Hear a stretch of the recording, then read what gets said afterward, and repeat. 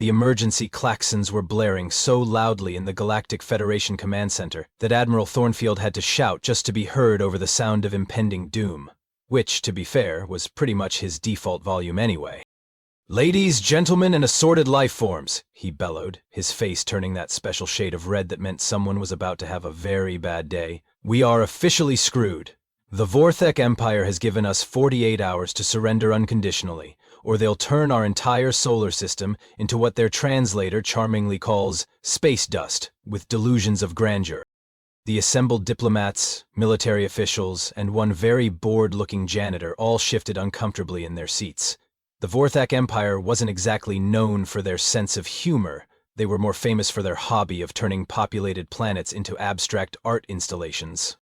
"Sir," squeaked Ambassador Peterson, a man who looked like he'd rather be anywhere else in the universe, including inside a black hole.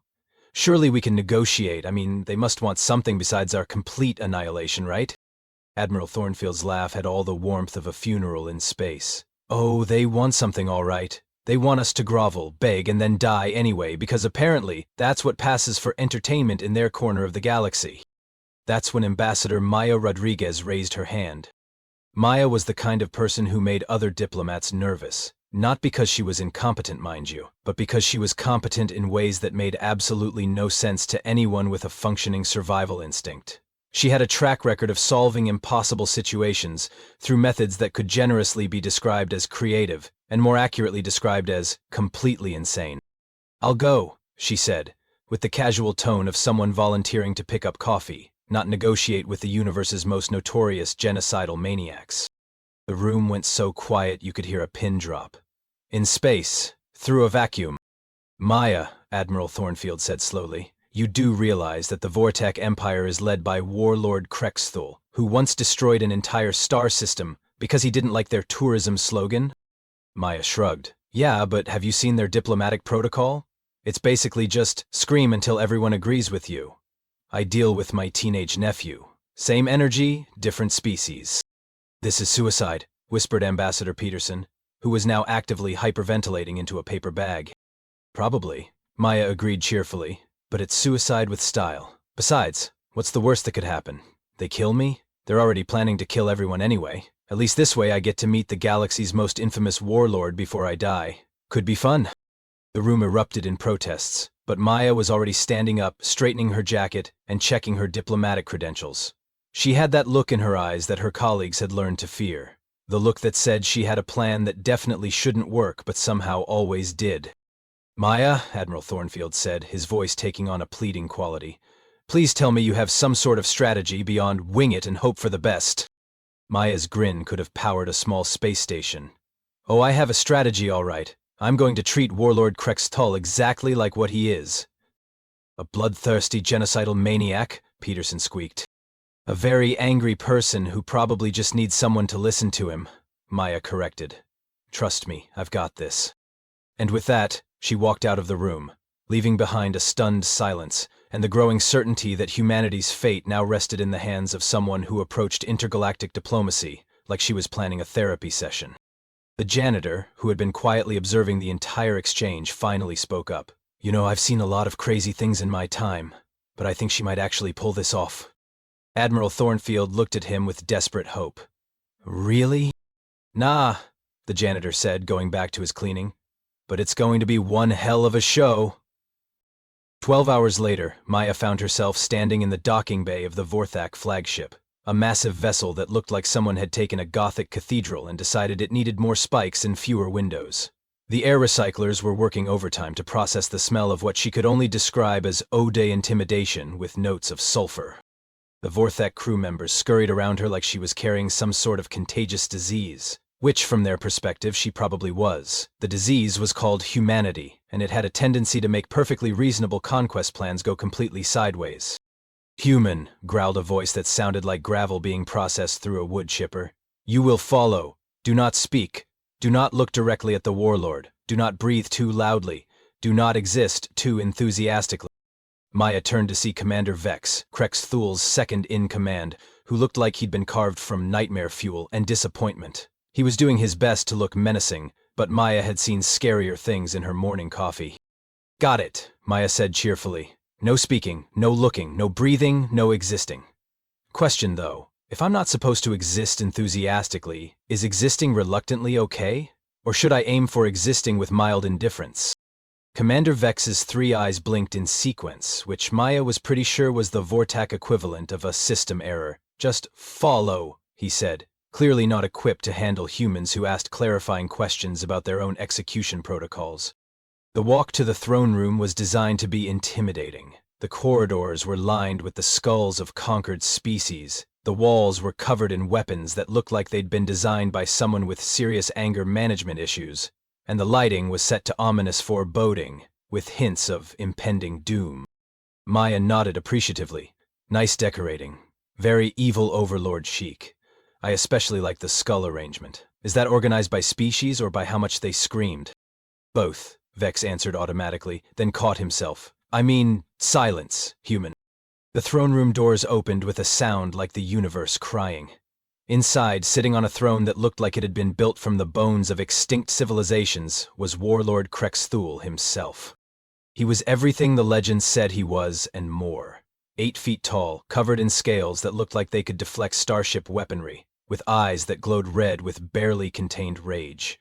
His claws were longer than Maya's fingers, his teeth could probably cut through steel, and his overall presence screamed, I have personally ended more civilizations than you have had hot dinners. Human, he roared, his voice shaking the very foundations of the ship. You stand before Crathul, scourge of the outer systems, destroyer of worlds, harbinger of eternal darkness. I am the nightmare that haunts your species' dreams. Maya looked up at him, taking in the full spectacle of galactic terror incarnate, and her response was not what anyone in the room expected. She smiled. Not a nervous smile, not a diplomatic smile, a genuine, warm, aren't you just the most precious thing smile. Oh my God, she said, her voice filled with what could only be described as delight. You're like a giant angry lizard puppy. That's adorable. The throne room went so silent that you could hear the ambient hum of the ship's engines 3 decks down. Every Vorthak warrior in the room stood frozen, their weapons halfway drawn, their brains trying to process what they had just witnessed. Crathul's mouth opened and closed several times, producing no sound except a confused whimpering noise that definitely wasn't in the evil Warlord handbook. Did she just... Commander Vex whispered.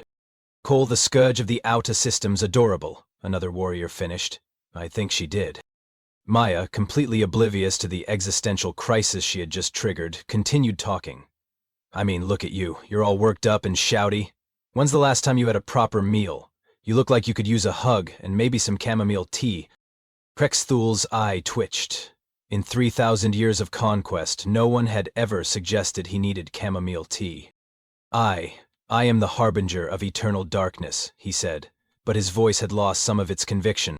Of course you are, sweetie, Maya said, patting his massive clawed hand like she was comforting a distressed pet. But even harbingers need to practice self-care. What happened next would go down in galactic history as the moment that changed everything. Not because of some brilliant strategic maneuver or advanced weapon technology, but because a human woman looked at the universe's most feared warlord and smiled, like he was her favorite problem child. Crathul had spent the last 3 millennia perfecting his I will end your entire bloodline speech. He'd practiced it on mirrors, conquered planets, and the occasional subordinate who brought him decaf by mistake. It was a masterpiece of psychological warfare, designed to break the spirit of anyone who heard it. He launched into it now, his voice rising to shake the very foundations of space-time itself. Foolish human! You dare mock the destroyer of the Caltharian system? I have turned entire star clusters into cosmic dust. I have made suns weep and planets beg for mercy. Your species will suffer for 1,000 generations for your insolence. During this entire speech, Maya just stood there, nodding encouragingly, like she was listening to her nephew explain his latest drama at school. When he finished, she clapped her hands together with genuine enthusiasm. Wow, she said, you really commit to the bit, don't you? That's actually impressive. How long did it take you to memorize all that? The sound that came from Crathul's throat was somewhere between a roar and a confused whimper. It's not memorized. It's from the heart, the dark, terrible heart of conquest. Oh, honey, Maya said, and her smile grew even brighter. That makes it even better. You're really passionate about your work. I respect that. Most people just phone it in these days. Commander Vex was frantically trying to communicate with the bridge through his comm device, but all that was coming through was static and what sounded like several crew members having nervous breakdowns simultaneously. "Sir," he whispered urgently to Crathul, "perhaps we should just blast her out of the airlock now before she does whatever this is." But Crathul was staring at Maya with the kind of fascination usually reserved for watching a star collapse into a black hole. "You're not afraid," he said, and for the first time in 3,000 years, his voice was quiet. "Of you?" Maya laughed, not mockingly, but with genuine warmth. "Why would I be afraid of you? You're just doing your job. Though I have to ask, and don't take this the wrong way, but are you happy? Like, really happy? Because you seem very stressed." The question hit Crathul like a photon torpedo to the emotional core. Nobody had ever asked him if he was happy. People usually asked things like, "Please don't destroy my planet," or, "I'll give you anything, just spare my children." But happiness? That was a completely foreign concept. "I am the scourge of the outer systems," he said, but his voice had lost most of its conviction. "I don't do happy. I do conquest and terror, and the occasional recreational genocide." "But that's just your job," Maya said, settling herself on the steps of his throne like she was planning to stay for a while. "What do you do for fun? Do you have hobbies? Friends? When's the last time you took a vacation?" The throne room had gone completely silent. Every Vorthak warrior was staring at their supreme leader, waiting to see how he would respond to the most terrifying question in the universe: introspection. "I conquered the Zephyrine Nebula last month," Crathul said weakly. "That was fun?" Maya's expression softened into something that could only be described as maternal concern. "Oh, sweetie, no. That's still work. I'm talking about things that make you feel good about yourself. Things that bring you joy just because they exist." "Joy?" Crathul repeated the word like it was from an alien language, which, to be fair, it might as well have been. "Yes, joy," Maya said, her smile never wavering. "Like when you watch a sunset, or listen to music, or help someone just because you can. Things that make your heart feel lighter." Crathul's massive clawed hand went to his chest, right over where his heart would be if he had one. I don't remember the last time I felt lighter." Commander Vex was now openly panicking. "Sir, with respect, perhaps we should focus on the conquest at hand. We have a schedule to maintain, planets to destroy, terror to spread." But Crathul wasn't listening. He was staring at Maya with the kind of intensity he usually reserved for planning the destruction of solar systems. "You're not here to surrender, are you?" he said. "Well," Maya said, "I'm here to negotiate. But mostly I'm here because you looked like you needed someone to talk to. And trust me, I've got time." That's when something unprecedented happened. Crathul, destroyer of worlds, scourge of the outer systems, the nightmare that haunted entire galactic quadrants, did something he hadn't done in 3,000 years. He laughed. Not an evil laugh, not a menacing cackle, a genuine, surprised, almost childlike laugh that echoed through the throne room and sent every Vorthak warrior into a state of complete existential crisis. "You know what?" he said, his voice lighter than it had been in centuries. "I think I would like to talk." What followed was the most devastating military maneuver in galactic history, and it didn't involve a single weapon. Maya Rodriguez had just deployed humanity's most terrifying capability, the ability to make anyone feel heard and understood, even if they were a genocidal space lizard with anger management issues.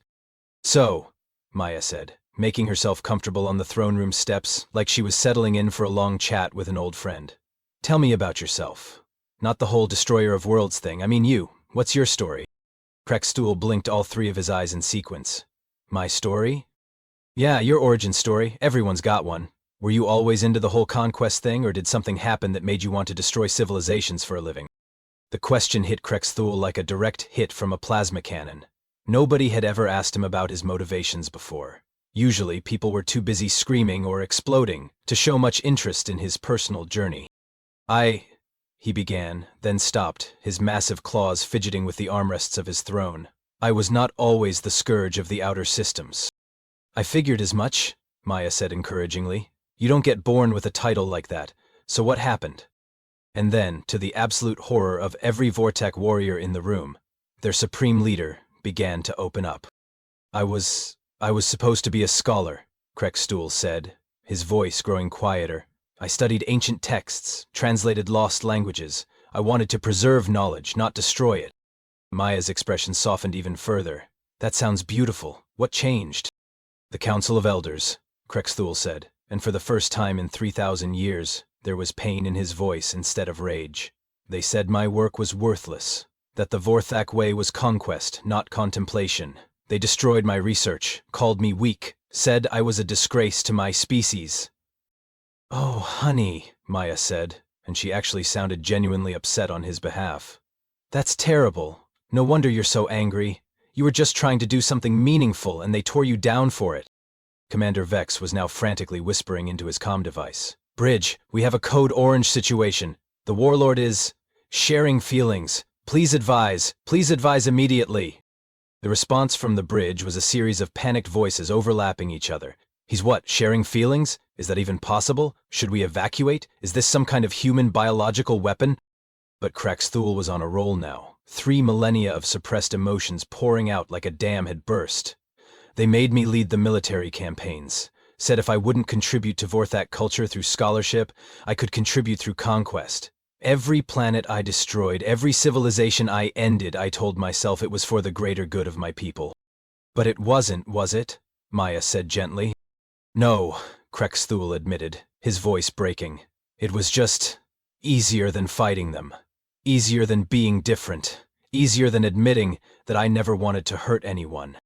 That's when Maya did something that would be remembered in galactic history as the moment that ended the Vorthak Empire as a military force. She stood up, walked over to the massive alien warlord, and gave him a hug. Not a diplomatic hug, not a strategic hug, a real, genuine, you clearly need this hug. Crathul froze like he'd been hit with a stun ray. What? What are you doing? Hugging you, Maya said simply. You look like you haven't had a proper hug in about 3,000 years. I don't understand, Crathul said, but his voice was muffled because his massive head was now resting on Maya's shoulder. You should be terrified of me. I am the nightmare that haunts your species. You're not a nightmare, Maya said, patting his back like she was comforting a crying child. You're just hurt, and hurt people hurt people. But that doesn't mean you can't heal. That's when the unthinkable happened. Crathul, the destroyer of worlds, the scourge of the outer systems, the being who had ended more civilizations than anyone could count, started to cry. Not angry tears, not tears of rage or frustration, tears of relief, of recognition, of someone finally seeing him as more than just a monster. The effect on the rest of the ship was immediate and catastrophic. Commander Vex's comm device exploded, with panicked reports from across the fleet. Sir, the crew in Section 7 are asking if they can call their families. The weapons officers are wondering if there are any job openings in humanitarian aid. 3 warriors in the engine room have started a support group for feelings we never knew we had. The ship's chef is crying into the soup. He says he never wanted to make soup of conquered enemies anyway. He just wanted to make nice broths. Maya, meanwhile, had noticed several other Vorthak warriors in the throne room looking distinctly uncomfortable. She'd spent enough time around troubled people to recognize the signs of emotional constipation. You know what? She said, still holding Crathul, who was now sobbing into her shoulder. You all look like you could use someone to talk to. When's the last time any of you did something just because it made you happy? The question rippled through the room like a psychological shockwave. Warriors who had spent centuries suppressing every emotion except rage suddenly found themselves thinking about hobbies they'd given up, dreams they'd abandoned, and the last time they'd felt genuinely content. Landscapes. I used to paint, whispered a warrior named Thex, his voice barely audible. Landscapes. I painted landscapes of worlds we hadn't conquered yet. That sounds beautiful, Maya said, somehow managing to sound encouraging even while supporting the emotional weight of a 3,000-year-old space warlord. Do you still paint? We destroyed all my supplies when I joined the military, Thex said, and his voice cracked. Said art was for the weak. Art isn't weak, Maya said firmly. Art is how we process our feelings and share beauty with the world. Anyone who told you otherwise was just afraid of their own emotions. And that's when the second unprecedented thing happened. Thex, a warrior who had personally destroyed 17 solar systems, started crying too. Within minutes, the entire throne room was filled with the sound of 3,000-year-old emotional breakthroughs. Warriors were sharing suppressed dreams, admitting to secret fears, and asking questions like, is it normal to feel empty after destroying a planet? And, Do you think my parents would be proud of me if I became a teacher instead of a conqueror? Commander Vex, watching his entire chain of command undergo group therapy, made one last desperate attempt to restore order. "Warriors," he shouted, "remember your training. Remember your purpose. We are the mighty Vorthak Empire. We don't do feelings." The response was immediate and devastating. Every warrior in the room turned to look at him with expressions of such profound pity that he actually took a step backward. "Vex," said Crathul, who had finally stopped crying but was still accepting comfort from Vaya. "When's the last time you were happy?" Commander Vex opened his mouth to give a regulation response, then closed it, then opened it again, then made a sound like a deflating balloon. I don't remember," he whispered.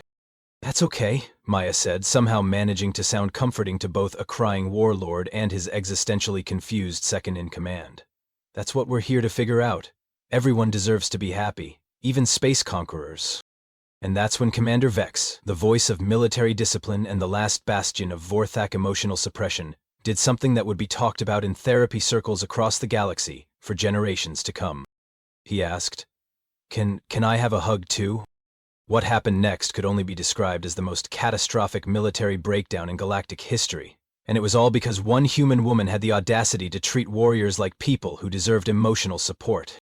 Maya, who was now somehow managing to group hug a warlord and his second-in-command simultaneously, looked around the throne room at the assembled warriors, who were all staring at her with expressions of desperate hope mixed with 3,000 years of emotional constipation. "You know what?" she said, her voice carrying the authority of someone who'd spent years dealing with difficult people. "I think we all need to have a talk. Everyone, sit down. We're going to have a proper conversation about feelings." The sight of the galaxy's most feared warriors obediently sitting cross-legged on the floor of their own throne room, while a 5-foot-tall human woman prepared to lead them in what amounted to group therapy, would have broken the minds of anyone who witnessed it. Fortunately, most of the galaxy was too busy panicking about the impending invasion to see their nightmares reduced to participants in an emotional support circle. "Now," Maya said, settling herself in the center of the circle like she was leading a kindergarten class, "I want everyone to think about something that made them happy before they became professional conquerors. Something that brought them joy just for its own sake." The silence that followed was the kind of silence that happens when a room full of people suddenly realize they've forgotten how to be human, or in this case, how to be Vorthak. Finally, a warrior named Zix raised his hand tentatively. I liked to garden," he said, his voice barely above a whisper. "I grew flowers on my homeworld. They were purple and they smelled like rain." "That's beautiful," Maya said, her genuine enthusiasm making several warriors tear up. "Do you miss it?" "Every day," Zax admitted, and then he started crying. "Every single day for 3,000 years. But we destroyed my homeworld in the Great Expansion. I helped destroy my own garden." The sound that came from the assembled warriors was like a collective gasp of recognition. They'd all destroyed something they loved in the name of conquest, and none of them had ever admitted it out loud. "I used to write poetry," said another warrior, his voice stronger now. "Epic poems about the beauty of star formations and the dance of cosmic forces." "I composed music," said another. "Symphonies that captured the sound of solar winds and the rhythm of planetary rotations." "I was a chef," said the warrior who'd been mentioned in the earlier comm chatter. "I made soup, but not the conquest kind. Just nice soup. Soup that made people feel better when they were sad." Maya nodded encouragingly at each confession, but she could see the pain in their eyes. These weren't just warriors having an emotional breakthrough. These were people who had been forced to destroy the very things that made them who they were. "Here's the thing," Maya said, her voice taking on the tone of someone who was about to deliver some hard truths with maximum compassion. "You don't have to keep doing this. You don't have to keep being conquerors if it's making you miserable. You can choose to be different." The suggestion hit the room like a sonic boom. Choose to be different? The concept was so foreign to the Vorthak mindset that several warriors looked physically ill. "But," Commander Vex said, his voice shaking, "the Council of Elders, our traditions, our way of life. They're making you all absolutely miserable," Maya finished. "When's the last time any of you felt proud of your work? Not proud of your efficiency or your fear factor, but genuinely proud of what you accomplished?" The silence that followed was deafening. "That's what I thought," Maya said gently. "You're all brilliant creative people who've been forced into a job that goes against everything you actually care about. No wonder you're all so angry all the time. You're not angry at the universe. You're angry at yourselves for not being who you really are. That's when Crathul, who had been quietly listening to his crew's confessions, stood up with the kind of determination that had once conquered star systems. "Maya," he said, his voice carrying a new kind of authority, "I want to make an announcement to the fleet." "Are you sure?" Maya asked, because she'd seen this kind of breakthrough before, and sometimes people needed time to process before making big decisions. "I've never been more sure of anything in my life," Crathul said, and for the first time in 3,000 years, his voice carried genuine conviction instead of manufactured rage. He activated the ship-wide communication system, his voice booming through every corridor, every deck, every vessel in the massive Vorthak fleet. "Warriors of the Vorthak Empire," he began, "this is your Warlord speaking. I have an announcement to make, and I want you all to listen very carefully."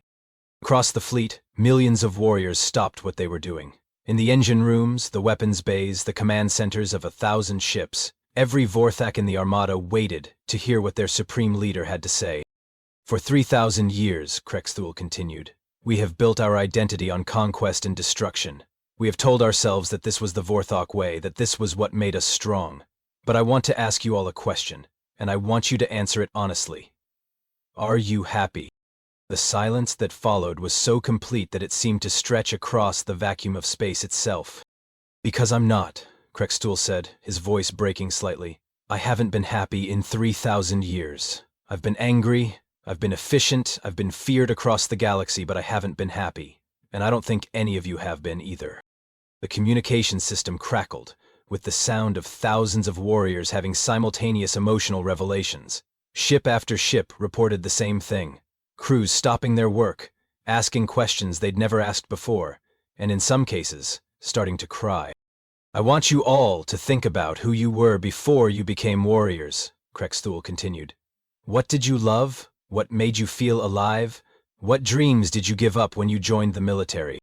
The reports flooding in from across the fleet were unlike anything in military history. "Sir, the crew of the Devastator is asking if they can convert the weapons bay into an art studio. The Death's Head is requesting permission to plant a garden in their cargo hold. 3 ships in the outer formation have started a poetry reading circle. The Annihilator's crew wants to know if they can change their ship's name to something less aggressive. They're thinking the Gentle Breeze."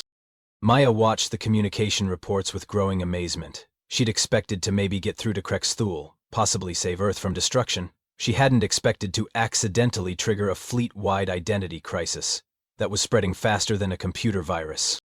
"You know what the really impressive thing is?" she said to Commander Vex, who was now openly weeping while reading reports of his warriors rediscovering their humanity. "You're all choosing to be vulnerable. That takes more courage than any military campaign ever could." "I used to think courage was about not being afraid," Vex said, wiping his eyes with the back of his claw. "But this? Admitting that we've been living wrong for 3,000 years? This is terrifying." "That's exactly what makes it brave," Maya said. "Anyone can destroy things. It takes real strength to build something better." That's when the most unprecedented event in galactic military history occurred. Ship by ship, crew by crew, the entire Vorthak fleet began to power down their weapons systems. Not because they were surrendering to a superior force, but because they were choosing to surrender to a superior idea, that they deserved to be happy, that they could be something other than destroyers, and that maybe, just maybe, there was a better way to live. The communication system buzzed with one final message from a ship called the Eternal Suffering, whose crew had voted to rename themselves the Eternal Healing. "Sir," came the voice of their captain, "we've been talking, and we think we'd like to try being explorers instead of conquerors. We want to discover new worlds, not destroy them. We want to learn about other cultures, not eliminate them. Is that okay?" Crathul looked at Maya, who was beaming with pride at the emotional revolution she'd accidentally started. "More than okay," he said, his voice filled with a warmth that had been missing for millennia. "It's exactly what we should have been doing all along." The aftermath of what historians would later call the Great Therapeutic Intervention was unlike anything the galaxy had ever witnessed. Within 24 hours, the most feared military force in the known universe had transformed into what could only be described as a massive support group, with really impressive spaceships. Maya found herself sitting in what used to be called the War Room, but which the crew had hastily renamed the Peace and Emotional Wellness Center. The massive tactical displays that once showed conquest targets now displayed things like daily affirmations for former conquerors and how to process 3,000 years of suppressed guilt, a workshop series. So, Admiral Thornfield's voice crackled through the communication system from Earth, sounding like a man who'd been expecting to die and instead got invited to a group therapy session. Let me get this straight. The Vorthak Empire has officially surrendered, but not because we defeated them militarily. They surrendered because they realized they were unhappy with their career choices? That's about the size of it, Maya said, watching through the viewport as several Vorthak ships were already beginning to convert their weapon systems into what appeared to be elaborate greenhouse installations. Turns out, nobody actually wants to be a professional destroyer of worlds. It's just a really toxic work environment. Crathul, who was now going by his original name, Crathul the contemplative scholar, approached with a datapad and an expression of someone who just discovered that life could be enjoyable. Maya, I've been reviewing our military records, and I have some statistics I think you'll find interesting. Hit me, Maya said, because she'd learned that former warlords really liked having someone to share their discoveries with. In 3,000 years of conquest, we destroyed approximately 47,000 civilizations, Crathul said, his voice carrying the weight of that number. But in the last 24 hours, we've received over 2 million applications from our warriors requesting transfers to what they're calling emotionally fulfilling career paths. What kind of career paths? Maya asked, genuinely curious. Well, Crathul said, consulting his datapad, we have 17,000 applications for artistic positions, 12,000 for educational roles, 8,000 for agricultural work, and surprisingly over 30,000 requests to join something called Intergalactic Habitat for Humanity. That's beautiful, Maya said, and she meant it. What about you? What are you going to do now that you're not professionally destroying things? Crathul's expression brightened in a way that made him look almost cute, despite being an 8-foot-tall space lizard. I've been offered a position as the head of the new Galactic Cultural Preservation Society. We're going to spend our time protecting and studying the civilizations we once destroyed. It's everything I wanted to do before I became a warlord. That's perfect, Maya said, and she couldn't help but smile at the genuine joy in his voice. What about your crew? Oh, they're all finding their path too, Crathul said enthusiastically. Commander Vex has started a support group for recovering military officers. Thex is teaching art classes to anyone who wants to learn. Zix is leading a terraforming project to restore damaged worlds. And our chef Grix has opened a restaurant that serves soup for the soul instead of soup of conquered enemies. The communication system crackled again, and Admiral Thornfield's voice came through, sounding like a man who was still trying to process the impossibility of what had happened. Maya, I have to ask, how did you know this would work? How did you know that the galaxy's most feared military force would respond to therapy? Maya leaned back in her chair, thinking about the question.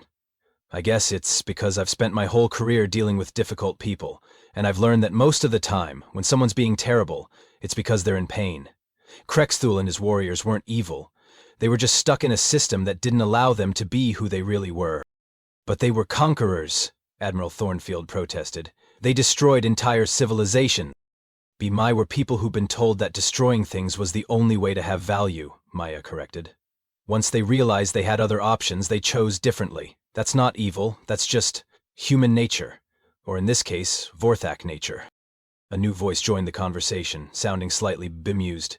If I may interject, said the representative from the Galactic Federation Council, we're still trying to understand the legal implications of what's happened. The Vorthak Empire has officially surrendered, but they're not requesting terms of defeat.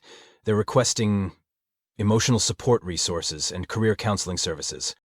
I think that's wonderful, Maya said. Instead of punishing them for being conquerors, we're helping them become the people they actually want to be. That seems like a much better use of everyone's time. But what about justice? The Federation representative asked. What about accountability for the civilizations they destroyed? Crathul's voice came through the comm system, heavy with the weight of genuine remorse.